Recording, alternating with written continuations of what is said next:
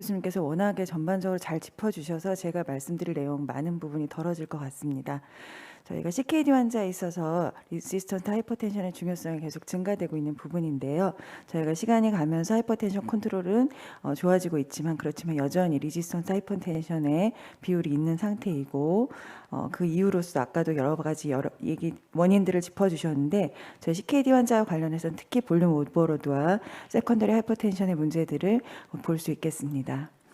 저희가 리지스턴트 하이퍼텐션에서 CKD의 중요성에 대한 여러 연구가 있는데 특히 미국 영양학 데이터를 분석한 연구에 있어서 4,000명 환자 중에 리지스턴트 하이퍼텐션이 800명 정도 20% 정도를 차지하고 있었는데 그런 환자군에서 DM을 포함한 CKD와 관련된 부분이 2배 이상의 프레벌런스를 가졌다는 것을 보이고 있습니다.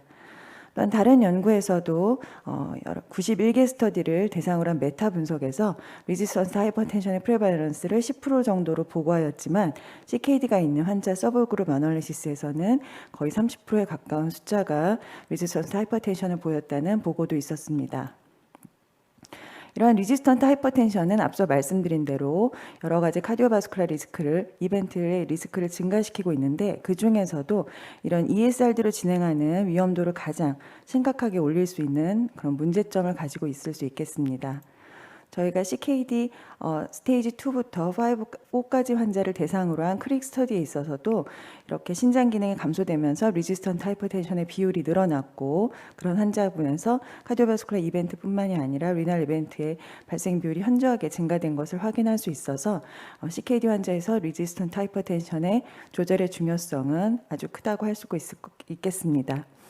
그럼 제가 처음에 말씀드릴 것은 이런 리지스턴트 하이퍼텐션을 진단하는 방법인데 앞서 많은 얘기를 해주셔서 제가 간단히만 짚고 넘어갈 수 있겠습니다. 말씀드린 대로 슈도 리지스턴트 등을 감안하여서 진단을 해야 된다고 하셨고 어디어런스를 강조해 주셨는데요. 저희 CKD 환자에 있어서 이 넌 어디어런스의 문제도 사실 굉장히 큰 편인데요. CKD 환자들은 드시는 약제가 굉장히 많고 고령이 있어서 인지 능력이 떨어지시기 때문에 넌 어디어런스로 인해서 여러 가지 조절 장애가 올 수 있겠습니다. 어떤 연구에서 7,000명 정도의 환자를 대상으로 상당히 많은 수를 분석을 하였을 때 어디어런스가 좋지 않은 그룹이 30%가 넘는 소견을 보였고 그런 환자군에서 하이퍼텐션의 조절이 되지 않는 위험도가 2배 이상 증가된다라는 연구 보고를 하였습니다. 그래서 환자들에게 이러한 약제에 대해서 계속적인 교육이 굉장히 중요할 수 있겠는데요. 또한 CKD 환자에 있어서도 세컨더리 하이퍼텐션의 동반 여부를 반드시 확인을 해봐야 될 수 있겠습니다. 앞서 말씀 주신 여러 가지 라이프스타일 팩터들이 특히 소디움 업테이크 같은 경우 CKD 환자에 있어서 그 소디움의 리텐션이 보다 더 쉽게 발생하기 때문에 혈압과 직접적인 연관이 있을 수 있겠고요. 또한 여러 가지 약제에 있어서도 이러한 약제들이 신장 기능을 나쁘게 하면 보다 리지스턴트 하이퍼텐션으로 진행되는 비율이 높아질 수 있겠고 여러 가지 플루이드 리텐션도 쉽게 발생하며 신장 질환을 치료하기 위해서 사용하는 약제들도 혈압을 올릴 수 있기 때문에 신장 질환에 있어서 이러한 약제 개선은 중요할 수 있겠습니다. 그래서 저희가 리지스턴트 하이퍼텐션에 있어서 세컨더리 하이퍼텐션을 감별하기 위해서 다음과 같이 여러 가지 방법으로 검사를 진행해야 되는데 앞서도 말씀 주신 대로 저희가 가장 눈여겨보는 파트는 쉽게 검사할 수 있으면서도 저희가 쉽게 진단할 수 있는 방법은 포타슘 레벨일 수 있겠습니다. 앞서 케이스를 보여주셔서 저는 케이스 넘어가도록 하겠고요.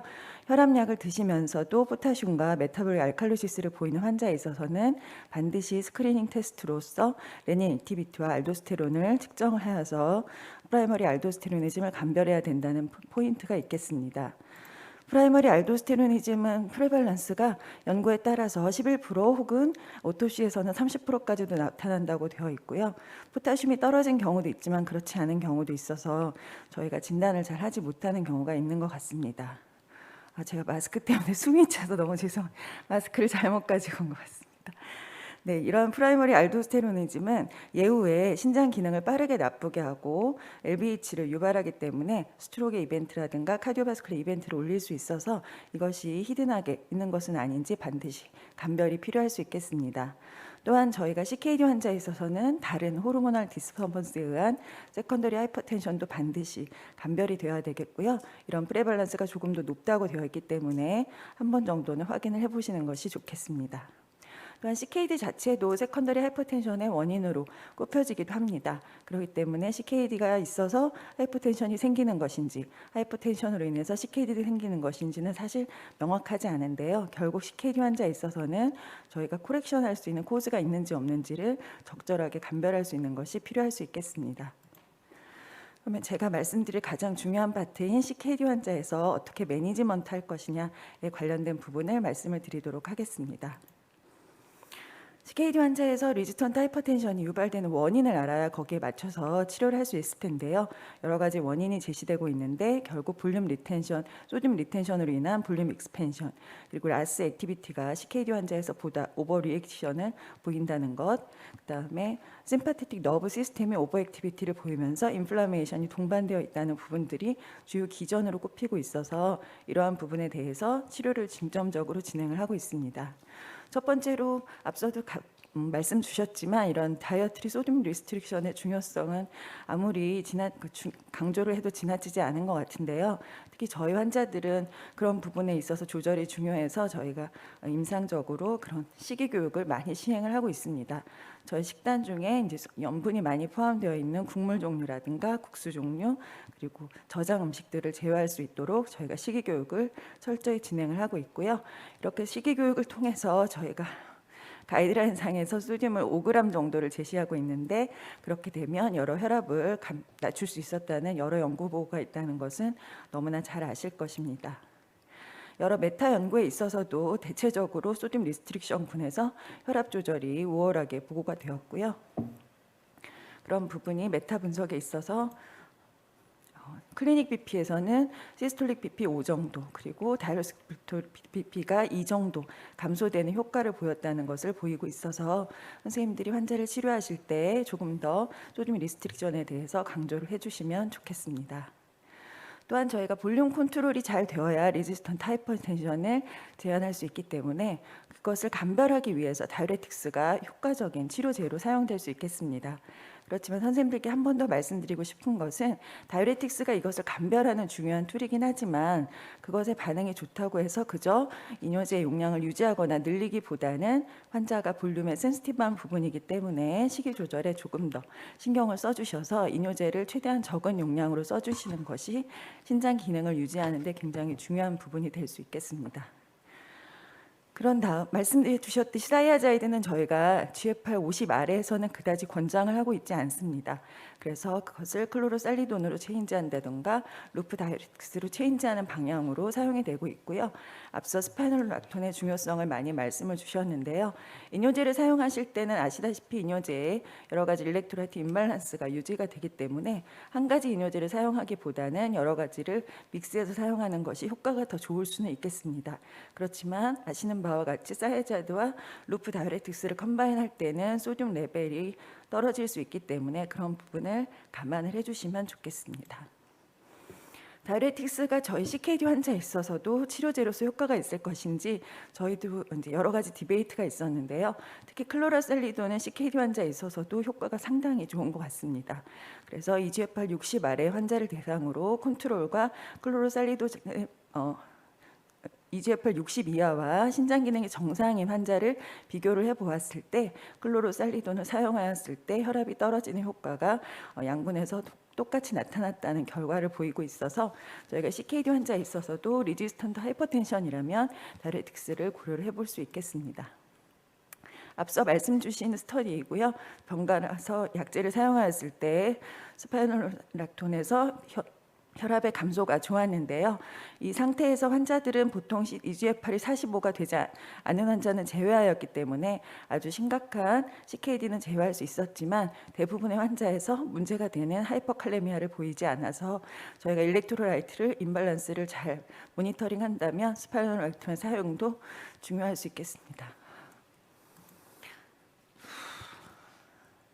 네, 스파이놀락톤 사용에 있어서 또 2019년에 아주 흥미로운 스터디가 나와서 제가 하나 소개시켜 드리도록 하겠습니다. CKD 환자에 있어서 저희가 RCT를 통해서 이러한 ARB와 그리고 저희가 흔히 이제 칼리메이트라고 아시고 계시는 파티로머를 사용을 하였을 때 이것의 효과에 대해서 비교한 연구가 되겠습니다. 스파이놀락톤과 그리고 스파이놀락톤 플러스 포타슘 익스체인저를 같이 사용을 해서 연구를 진행을 하였을 때 12주째 포타슘을 레벨에 상관없이 스파이놀락톤을 유지할 수 있던 군이 66%와 86%로 현저하게 높게 진행이 되었고, 베이스라인에 비해서 양군 모두 혈압을 낮출 수 있어서 저희가 CKD 환자에 있어서 이 대상 환자들이 CCR 25에서 45 환자였기 때문에 그런 환자들에서 혈압이 조절이 되지 않는다면 이런 방법을 사용할 수도 있겠습니다. 또 잘 아신 바와 같이 저 SGLT 이니비터가 저희 CKD 환자에 있어서 최근에 볼륨 컨트롤과 더불어서 혈압 조절에 굉장히 중요한 마커로 제시가 되고 있는데요. 페이스 3 스터디를 통해서 랜더마이즈 스터디로 비교를 해보았을 때 물론 DM이 있는 환자이긴 하지만 다파글로플리진을 사용한 그룹에서 웨이트가 떨어지면서 혈압이 조절된 부분이 있었고, 잘 아시는 바와 같이 지금 다파2 스터디가 당뇨가 없는 CKD 환자에서도 진행이 되었는데 결과가 너무 좋아서 얼리 터미네이션 됐다는 결과를 저희가 받아서 그런 결과가 저희 CKD 환자에서 사용이 될 수 있는 날이 있을 것으로 생각되어지고 있습니다. 또한 투석을 하는 환자라고 한다면 볼륨 컨트롤을 위해서 투석을 진행을 하는 것이 가장 효과적이어서 투석을 통해서 볼륨을 보다 효과적으로 제거할 수 있는 여러 방법을 사용하였을 때 혈압 조절이 호전이 되었다는 보고도 있었습니다. 약제에 있어서는 당연히 라스 시스템의 액티비티를 낮추기 위해서 ARB나 ACE 이니비터를 사용하게 되겠고, 포텐시에 관한 여러 연구가 있긴 하지만 선생님들의 경험에 따라서 사용이 가능하실 것 같습니다. 그리고 라스 시스템 액티베이션 이니비터를 사용할 때 항상 저희가 신장 기능이 나쁠 때 AKI의 문제를 감안을 하게 되는데요.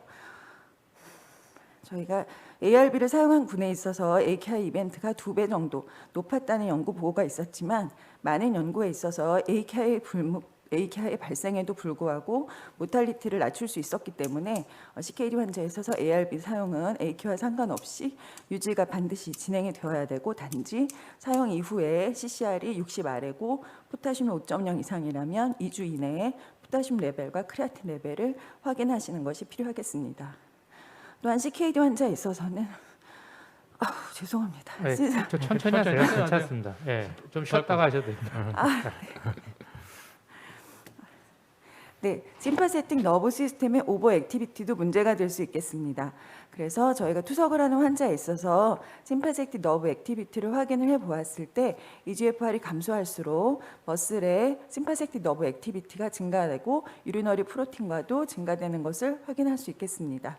따라서 이러한 결과를 볼 때 저희가 심파세틱 액티비티를 적절하게 CKD 환자에서 관리하는 것이 혈압 조절에도 중요한 부분이 될 수 있겠습니다. 그래서 저희가 그런 부분이 환자가 특히 하트레이트가 높다던가 심파세틱 오버 리액티비티에 에비던스를 보이는 환자라고 한다면 베타블로커나 알파베타 블로커를 적절하게 사용을 해주고, 그럼에도 불구하고 혈압이 조정이 되지 않는다면 앞서 소개되지 않은 부분이긴 해서 제가 간단히 말씀드리면 다이렉트 바소다일레이터를 당연히 추가해서 사용할 수도 있겠지만, 특히 미녹시딜 같은 경우에는 저희가 사이드 이펙트가 워낙 많기 때문에 환자의 컨디션을 주의 깊게 모니터링하면서 사용하시는 것이 필요하겠습니다.